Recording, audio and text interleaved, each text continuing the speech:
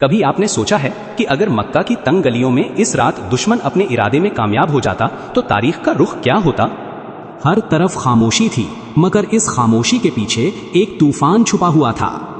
قریش کے سردار فیصلہ کر چکے تھے کہ آج کی رات محمد صلی اللہ علیہ وسلم کو قتل کر دیا جائے گا۔ مختلف قبائل کے نوجوان تلواریں لیے آپ صلی اللہ علیہ وسلم کے گھر کو گھیرنے والے تھے تاکہ بنو ہاشم کسی ایک قبیلے سے بدلہ نہ لے سکیں۔ مگر انسان منصوبے بناتا ہے اور اللہ بہترین تدبیر فرمانے والا ہے۔ مکہ میں اسلام کی روشنی پھیلتی جا رہی تھی۔ بہت سے مسلمان پہلے ہی مدینہ ہجرت کر چکے تھے۔ قریش کو اندازہ تھا کہ اگر رسول اللہ صلی اللہ علیہ وسلم بھی مدینہ پہنچ گئے تو اسلام کو ایک مضبوط مرکز مل جائے گا۔ اسی خوف نے انہیں آخری اور خطرناک منصوبہ بنانے پر مجبور کر دیا۔ دار الندوہ میں قریش کے بڑے بڑے سردار جمع ہوئے۔ ہر شخص اپنی رائے دے رہا تھا۔ کسی نے کہا کہ محمد صلی اللہ علیہ وسلم کو قید کر دو، کسی نے کہا کہ شہر سے نکال دو، مگر آخرکار یہ طے پایا کہ ہر بڑے قبیلے سے ایک ایک نوجوان منتخب کیا جائے۔ سب ایک ساتھ حملہ کریں تاکہ خون کا الزام تمام قبائل پر تقسیم ہو جائے۔ یہی وہ منصوبہ تھا جسے وہ اپنی کامیابی سمجھ رہے تھے، لیکن آسمان پر فیصلہ کچھ اور ہو چکا تھا۔ اللہ نے اپنے نبی صلی اللہ علیہ وسلم کو اس سازش کی خبر وحی کے ذریعے عطا فرمائی۔ رسول اللہ صلی اللہ علیہ وسلم نے فوراً اپنے چچا زاد بھائی حضرت علی کو بلایا۔ آپ صلی اللہ علیہ وسلم نے انہیں اپنی سبز چادر اڑھا کر اپنے بستر پر لیٹنے کا فرمایا، اور ساتھ ہی یہ ذمہ داری بھی دی کہ لوگوں کی امانتیں جو کفار نے بھی آپ صلی اللہ علیہ وسلم کے پاس رکھوائی ہوئی تھیں ان کے مالکان کو واپس کر دی جائیں۔ یہ وہ کردار تھا جس نے ثابت کیا کہ دشمن بھی رسول اللہ صلی اللہ علیہ وسلم کی امانت و دیانت پر اعتماد کرتے تھے۔ حضرت علی نے بغیر کسی ہچکچاہٹ کے اس ذمہ داری کو قبول کر لیا۔ وہ جانتے تھے کہ اگر مشرکین نے حملہ کیا تو سب سے پہلے بستر پر لیٹے ہوئے شخص کو نشانہ بنائیں گے، لیکن اللہ اور اس کے رسول صلی اللہ علیہ وسلم پر یقین نے ان کے دل میں خوف کی کوئی جگہ نہ چھوڑی۔ ادھر رسول اللہ صلی اللہ علیہ وسلم رات کے وقت اپنے گھر سے نکلے۔ روایات میں آتا ہے کہ آپ صلی اللہ علیہ وسلم نے اللہ پر بھروسہ کرتے ہوئے باہر قدم رکھا اور کفار آپ صلی اللہ علیہ وسلم کو دیکھ نہ سکے۔ وہ گھر کے باہر کھڑے تھے، مگر اللہ نے ان کی نگاہوں پر پردہ ڈال دیا۔ وہ سمجھ رہے تھے کہ رسول اللہ صلی اللہ علیہ وسلم ابھی گھر کے اندر موجود ہیں۔ اس کے بعد رسول اللہ صلی اللہ علیہ وسلم سیدھے اپنے سب سے قریبی ساتھی حضرت ابو بکر صدیق کے گھر تشریف لے گئے۔ حضرت ابو بکر مدت سے اسی دن کے منتظر تھے کہ کب انہیں رسول اللہ صلی اللہ علیہ وسلم کے ساتھ ہجرت کا شرف حاصل ہوگا۔ جب آپ صلی اللہ علیہ وسلم نے فرمایا کہ اللہ نے ہجرت کی اجازت دے دی ہے تو حضرت ابو بکر کی آنکھوں سے خوشی کے آنسو جاری ہو گئے۔ انہوں نے عرض کیا، یا رسول اللہ، کیا مجھے بھی آپ کی رفاقت نصیب ہوگی؟ آپ صلی اللہ علیہ وسلم نے فرمایا، ہاں، تم میرے ساتھی ہو۔ حضرت ابو بکر نے پہلے ہی 2 اونٹنیاں تیار کر رکھی تھیں۔ سفر کا سامان خاموشی سے جمع کیا جا چکا تھا۔ ان کی صاحبزادی حضرت اسما نے زاد راہ تیار کیا۔ جب باندھنے کے لیے رسی نہ ملی تو انہوں نے اپنی کمر بند کو 2 حصوں میں پھاڑ کر ایک سے سامان باندھا اور دوسرے سے اپنی کمر باندھی۔ اسی وجہ سے انہیں ذات النطاقین کا لقب ملا۔ قریش کو گمان تھا کہ رسول اللہ صلی اللہ علیہ وسلم مدینہ جانے کے لیے شمال کی طرف روانہ ہوں گے، لیکن آپ صلی اللہ علیہ وسلم نے اللہ کے حکم اور بہترین حکمت کے تحت اس کے برعکس جنوب کی سمت واقع غار ثور کا رخ کیا تاکہ دشمن کو دھوکہ دیا جا سکے۔ یہ راستہ دشوار، پتھریلا اور تھکا دینے والا تھا، مگر منزل اللہ کی رضا اور اس کی حفاظت تھی۔ رات کی تاریکی میں رسول اللہ صلی اللہ علیہ وسلم اور حضرت ابو بکر خاموشی سے آگے بڑھتے رہے۔ انہیں معلوم تھا کہ اب ہر قدم آزمائش کا ہے۔ مکہ پیچھے رہ گیا تھا، مگر دشمن کی تلاش ابھی شروع ہونے والی تھی، اور چند ہی لمحوں بعد وہ غار ثور پہنچنے والے تھے، جہاں تاریخ کا ایک ایسا معجزہ ظاہر ہونا تھا جسے قیامت تک ایمان والوں کے دل یاد رکھتے رہیں گے۔ رات مزید گہری ہو چکی تھی۔ مکہ کی روشنیاں اب دور دھندلی دکھائی دے رہی تھیں اور سامنے صرف سنگلاخ پہاڑ تھا۔ یہی جبل طور تھا جس کی چوٹی پر وہ غار موجود تھا جسے اللہ نے اپنے محبوب صلی اللہ علیہ وسلم کی حفاظت کا ذریعہ بنانا تھا۔ یہ راستہ آسان نہ تھا، جگہ جگہ نوکیلے پتھر، کھڑی چڑھائیاں اور اندھیری گھاٹیاں تھیں، لیکن رسول اللہ صلی اللہ علیہ وسلم اور حضرت ابو بکر صدیق اللہ پر کامل بھروسے کے ساتھ آگے بڑھتے رہے۔ حضرت ابو بکر کے دل میں ایک ہی فکر تھی کہ کہیں رسول اللہ صلی اللہ علیہ وسلم کو کوئی تکلیف نہ پہنچے۔ کبھی وہ آگے چلتے، کبھی پیچھے ہو جاتے، کبھی دائیں طرف اور کبھی بائیں طرف۔ رسول اللہ صلی اللہ علیہ وسلم نے مسکرا کر دریافت فرمایا، ابو بکر، تم بار بار اپنی جگہ کیوں بدل رہے ہو؟ انہوں نے عرض کیا، یا رسول اللہ صلی اللہ علیہ وسلم، کبھی مجھے اندیشہ ہوتا ہے کہ دشمن آگے سے آ جائے گا، اس لیے آگے چلنے لگتا ہوں۔ پھر خیال آتا ہے کہ کہیں پیچھے سے حملہ نہ ہو جائے تو پیچھے آ جاتا ہوں۔ کبھی دائیں طرف کا خوف ہوتا ہے اور کبھی بائیں طرف کا۔ میری جان آپ صلی اللہ علیہ وسلم پر قربان، مجھے اپنی نہیں، صرف آپ صلی اللہ علیہ وسلم کی فکر ہے۔ یہ محبت صرف الفاظ نہیں تھی، بلکہ جان نچھاور کرنے کا جذبہ تھی، جس نے حضرت ابو بکر کو اسلام کی تاریخ میں منفرد مقام عطا کیا۔ آخر کار دونوں حضرات غار ثور کے قریب پہنچ گئے۔ حضرت ابو بکر نے عرض کیا، یا رسول اللہ صلی اللہ علیہ وسلم، آپ ذرا ٹھہریے، پہلے میں غار کو دیکھ لیتا ہوں۔ وہ خود غار کے اندر داخل ہوئے۔ انہوں نے ہر کونے کا جائزہ لیا، جہاں جہاں سوراخ نظر آئے انہیں کپڑے کے ٹکڑوں سے بند کرنا شروع کر دیا تاکہ کوئی زہریلا جانور رسول اللہ صلی اللہ علیہ وسلم کو نقصان نہ پہنچا سکے۔ ایک سوراخ باقی رہ گیا اور کپڑا ختم ہو گیا تو انہوں نے اپنا پاؤں اس سوراخ پر رکھ دیا۔ اس کے بعد رسول اللہ صلی اللہ علیہ وسلم غار کے اندر تشریف لائے اور حضرت ابو بکر کی گود میں سر رکھ کر آرام فرمانے لگے۔ اسی دوران ایک زہریلے جانور نے حضرت ابو بکر کے پاؤں پر ڈس لیا۔ درد اتنا شدید تھا کہ جسم کانپ اٹھا، مگر انہوں نے اپنا پاؤں نہیں ہٹایا، کیونکہ انہیں خوف تھا کہ اگر حرکت کی تو رسول اللہ صلی اللہ علیہ وسلم کی نیند میں خلل آئے گا۔ درد بڑھتا گیا، یہاں تک کہ ان کی آنکھوں سے بے اختیار آنسو نکل پڑے۔ آنسو کا ایک قطرہ رسول اللہ صلی اللہ علیہ وسلم کے چہرہ مبارک پر گرا تو آپ صلی اللہ علیہ وسلم بیدار ہو گئے۔ آپ صلی اللہ علیہ وسلم نے فرمایا، ابو بکر، کیا ہوا؟ انہوں نے عرض کیا، یا رسول اللہ صلی اللہ علیہ وسلم، غالباً کسی جانور نے مجھے کاٹ لیا ہے۔ رسول اللہ صلی اللہ علیہ وسلم نے اللہ سے دعا فرمائی اور اپنے مبارک لعاب کو اس جگہ لگایا۔ اللہ کے حکم سے درد فوراً ختم ہو گیا۔ حضرت ابو بکر کو سکون مل گیا اور وہ دوبارہ مطمئن ہو کر بیٹھ گئے۔ ادھر صبح ہوتے ہی مکہ میں کھلبلی مچ گئی۔ جب مشرکین رسول اللہ صلی اللہ علیہ وسلم کے گھر میں داخل ہوئے تو بستر پر حضرت علی کو دیکھ کر حیران رہ گئے۔ ان کا پورا منصوبہ ناکام ہو چکا تھا۔ قریش نے فوراً اعلان کر دیا کہ جو شخص محمد اور ابو بکر کو گرفتار کر کے لائے گا اسے 100 اونٹ انعام میں دیے جائیں گے۔ اس اعلان کے بعد ہر طرف تلاش شروع ہو گئی۔ ماہر سراغ رساں بلائے گئے، قدموں کے نشانات دیکھے جانے لگے اور مختلف گروہ پہاڑوں، وادیوں اور راستوں میں پھیل گئے۔ تلاش کرتے کرتے چند سراغ رساں جبل ثور تک پہنچ گئے۔ وہ قدموں کے نشانات کا تعاقب کرتے ہوئے غار کے دہانے تک آ گئے۔ اب دشمن اور رسول اللہ صلی اللہ علیہ وسلم کے درمیان صرف غار کا دہانہ رہ گیا تھا۔ حضرت ابو بکر نے جب ان کے قدموں کی آواز سنی تو دل میں تشویش پیدا ہوئی۔ انہوں نے آہستہ سے عرض کیا، یا رسول اللہ صلی اللہ علیہ وسلم، اگر ان میں سے کوئی شخص اپنے قدموں کی طرف نظر کر لے تو ہمیں دیکھ لے گا۔ غار کے باہر دشمن کھڑا تھا، تلواریں ان کے ہاتھوں میں تھیں اور اندر صرف 2 ہستیاں موجود تھیں۔ بظاہر بچنے کا کوئی راستہ دکھائی نہیں دیتا تھا، لیکن اسی لمحے اللہ کی وہ مدد ظاہر ہونے والی تھی جسے دنیا آج تک ایک عظیم معجزے کے طور پر یاد کرتی ہے۔ غار کے باہر دشمن کے قدموں کی آواز صاف سنائی دے رہی تھی۔ چند مشرکین غار کے دہانے پر کھڑے ہو کر ایک دوسرے سے باتیں کر رہے تھے۔ اگر ان میں سے کوئی ایک بھی جھک کر اندر دیکھ لیتا تو رسول اللہ اور حضرت ابو بکر صدیق ان کی نظروں میں آ جاتے۔ بظاہر ہر راستہ بند نظر آ رہا تھا، مگر حقیقت یہ تھی کہ آسمان کی مدد زمین کے تمام منصوبوں پر غالب آنے والی تھی۔ حضرت ابو بکر نے دھیمی آواز میں عرض کیا، یا رسول اللہ صلی اللہ علیہ وسلم، اگر ان میں سے کوئی شخص اپنے قدموں کے نیچے دیکھ لے تو ہمیں دیکھ لے گا۔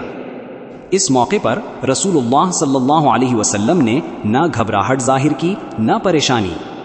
آپ صلی اللہ علیہ وسلم نے انتہائی اطمینان سے وہ تاریخی الفاظ ارشاد فرمائے جنہیں قرآن مجید نے ہمیشہ کے لیے محفوظ کر دیا۔ Greater than لا تحزن ان اللہ معنا، غم نہ کرو بے شک اللہ ہمارے ساتھ ہے۔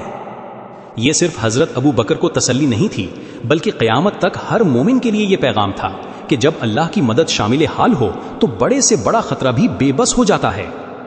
اسی دوران اللہ کے حکم سے غار کے دہانے پر ایسے اسباب پیدا ہوئے کہ آنے والوں کو یقین ہونے لگا کہ اس غار میں کوئی انسان موجود نہیں ہو سکتا۔ مشہور اسلامی روایات میں آتا ہے کہ غار کے منہ پر مکڑی نے جالا بند دیا اور جنگلی کبوتروں نے وہاں گھونسلہ بنا کر انڈے دے دیے۔ جب تلاش کرنے والوں نے یہ منظر دیکھا تو ایک دوسرے سے کہنے لگے، اگر کوئی ابھی ابھی اس غار میں داخل ہوا ہوتا تو یہ جالا کیسے سلامت رہ پا اور یہ پرندے یہاں کیسے بیٹھے ہوتے؟ یہ سوچ کر وہ واپس مڑ گئے۔ اللہ نے اپنے محبوب صلی اللہ علیہ وسلم کی حفاظت فرمائی اور دشمن خالی ہاتھ لوٹ گیا۔ تاریخی طور پر یہ بات ضرور یاد رکھنی چاہیے کہ قرآن مجید نے صرف یہ واضح فرمایا ہے کہ اللہ نے اپنے نبی صلی اللہ علیہ وسلم کی مدد فرمائی اور سکینت نازل کی۔ مکڑی کے جالے اور کبوتروں کے گھونسلے کا ذکر سیرت اور تاریخ کی بعض روایات میں ملتا ہے، اس لیے انہیں اسی حیثیت سے بیان کیا جاتا ہے۔ جب مشرکین وہاں سے واپس چلے گئے تو غار کے اندر سکون چھا گیا، مگر آزمائش ابھی ختم نہیں ہوئی تھی۔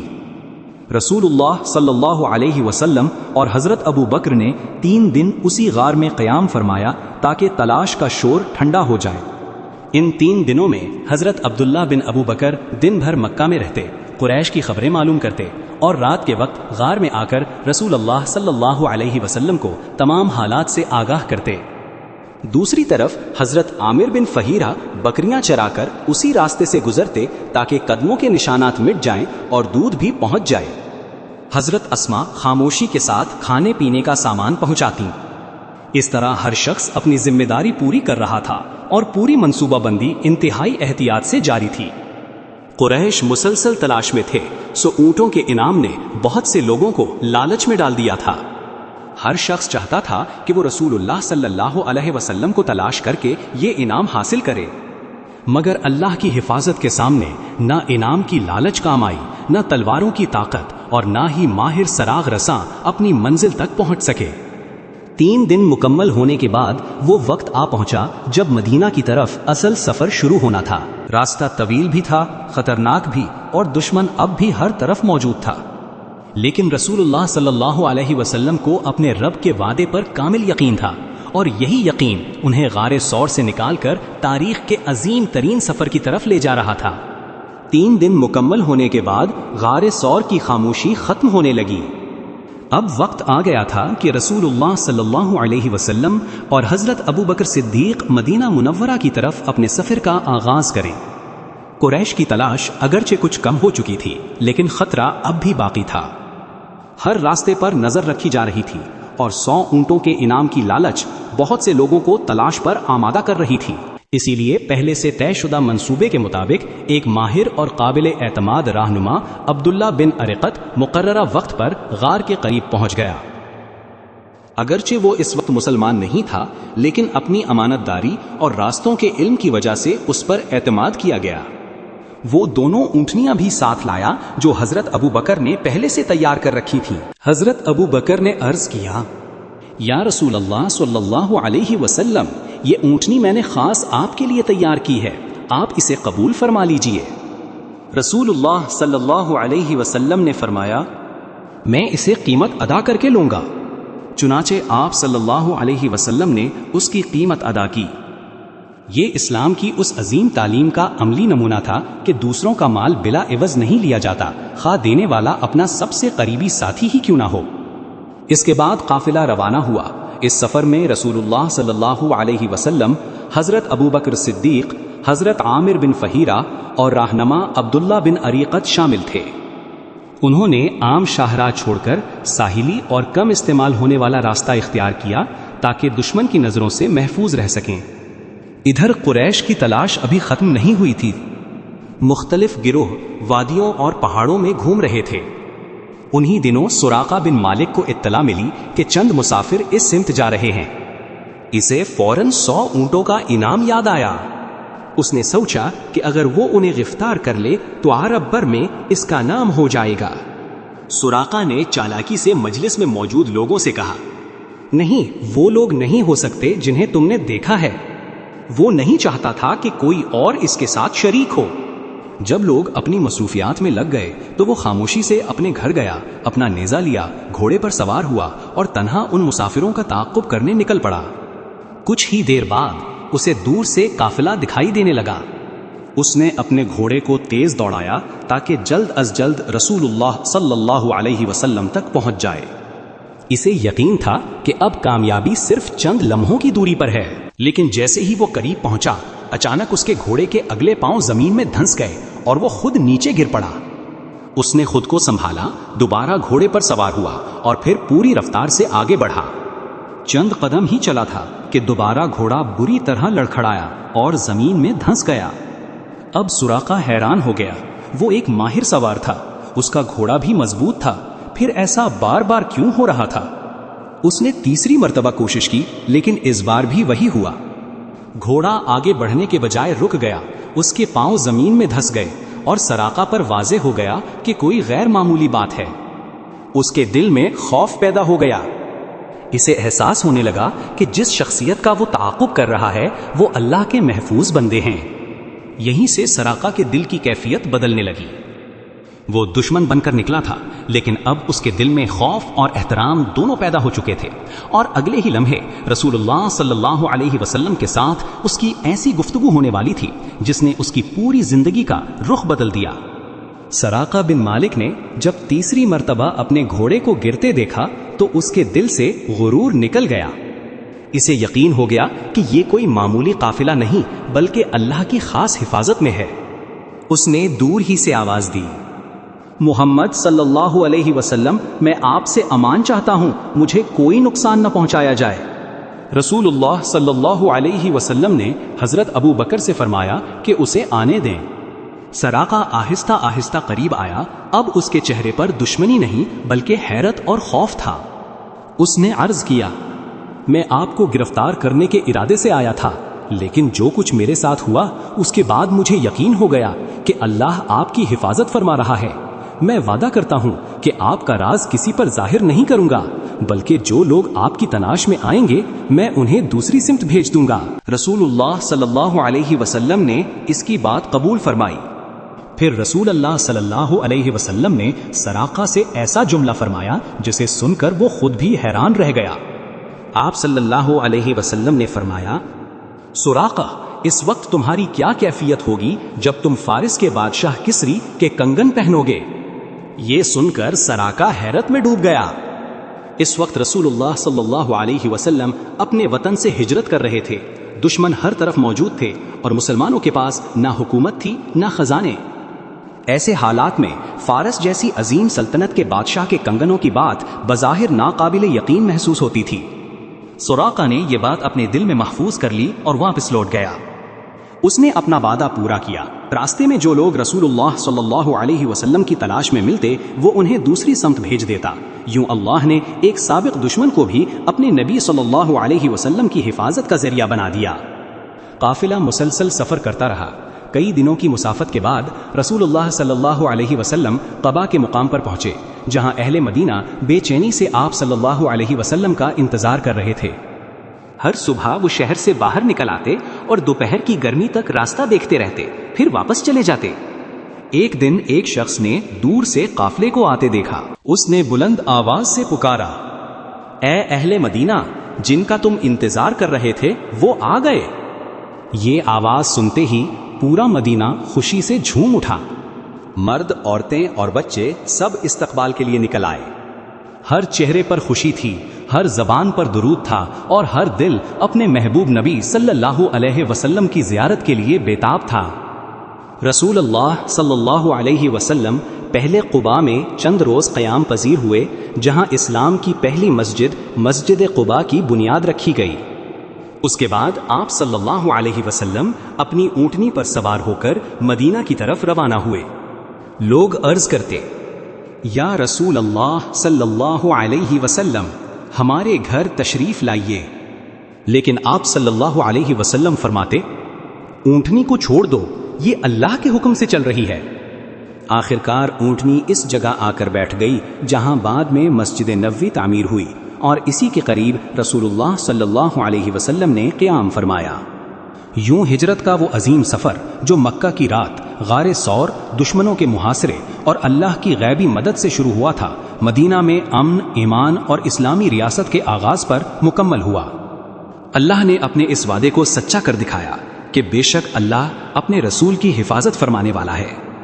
اور کئی برس بعد حضرت عمر بن خطاب کے دور خلافت میں جب فارس فتح ہوا تو واقعی کسریٰ کے کنگن سراقہ بن مالک کو پہنائے گئے۔